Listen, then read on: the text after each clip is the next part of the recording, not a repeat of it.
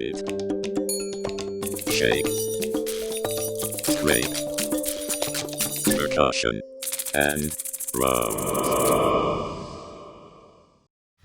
Hello and welcome to Hit, Shake, Scrape. This is the second video of a three-part series based on Afro Peruvian percussion instruments.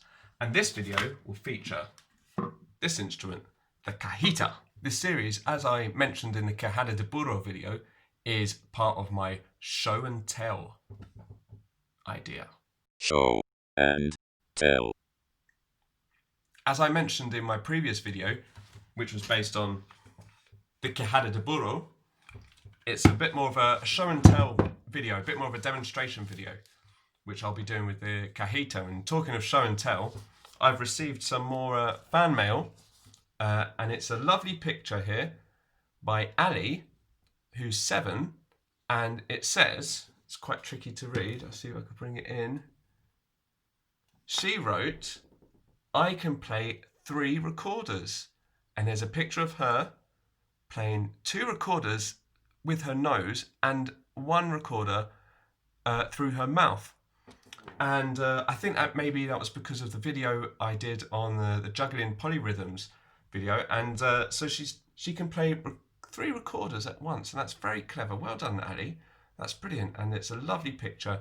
And maybe she's outside and she's playing the 3 recorders on the grass. That's a brilliant picture. Thank you, Ali. Very, very good. And it looks like Richard Hughes, who's 5. You have some competition here, like another drawing from somebody else. That's brilliant. Thank you, Ali. So here I have 2 cajitas. I've got the little one and a slightly bigger one. And before we actually demonstrate the instrument, it would be good to talk about the history a little bit of the cajita. So cajita literally means little box. It's sometimes also called the cajita criolla and also the limosnero. And limosnero means arms box, which gives a little hint about the story of this instrument. So the story of Afro Peruvian instruments is a very interesting one, but it's also a very tragic one. Slaves in Peru were not allowed to have instruments, so they would have been West African instruments primarily, drums and stuff like that. They were not allowed to use these instruments, so they had to be inventive and work out different ways to play their music. So that's where the donkey jaw becomes a useful instrument, because it's something that is, well, relatively easy to get hold of, I would have thought. Especially if you had a donkey that was used for transport, that was eventually used for meat, and then you have the bone which is left behind. So it's a very resourceful instrument. It's a similar thing with the cajita, or the arms box. So this would have been used at the church. So you were allowed to celebrate a Christian god. You were allowed to celebrate a Christian god when you were a slave in Peru, but you weren't allowed to have your instruments. So how could you have an instrument? So this would have been used to collect money at the church, and then there was exploration happening, I guess, and then it became the instrument that it is today. And it's a similar story also with the cajon, which I'll feature in the next episode. Cajon just means box, so that could be used. That could be any sort of box. It could be a fruit crate or the drawer of a desk. And we'll go into more detail about that in the next lesson. So the cajita, or the arms box, is a very important instrument, and it has a strong history. And all of these percussion instruments are special and unique in their own way because of this story. I've also haven't mentioned zapateo, which is tap dancing.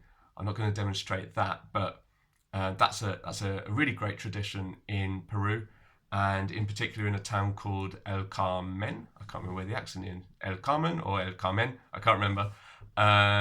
Which is has a very strong town for Afro-Peruvian music and Afro-Peruvian tradition. Okay, so now time to demonstrate the cajita. I think my one's made out of cedar wood. I think you can also find them made out of mahogany as well. And it has a string attached and then 2 hinges there, along with this handle. and mine's been pretty battered, I'm afraid. So it's not quite in line anymore, so I need to do a nice job on it just to repair it. But it should, the lid sits nice and flush, so when you play, you get a nice bassy sound. And then you use a stick as well. People often use quite a wide stick, but I prefer just a normal drumstick. I feel it's a little bit versatile, a bit more versatile. And so what you do, you tend to play a normal beat, just a normal 1, 2, 3, 4 with your lid. That gives you your pulse, and then with your stick, you play on the side, so you get lots of different sounds. You can get high pitch on the edge, a little bit lower. You could do stuff like pitch bends.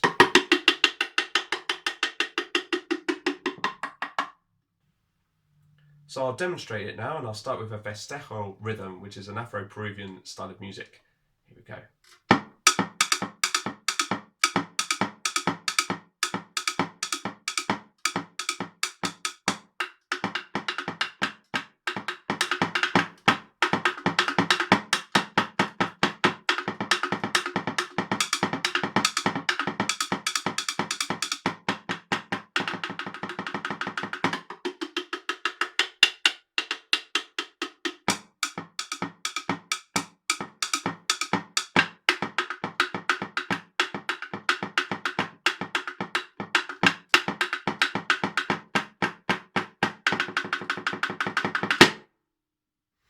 Great, so thanks for watching.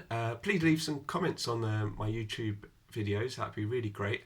And I'll see you for the third part of the Afro Peruvian series, which will feature Peru's national instrument, the national heritage instrument, the cajon. Right, see you soon. Ciao. Cajita, cajon, keyhammer, murmuro, cajita, cajon, keyhammer, murmuro.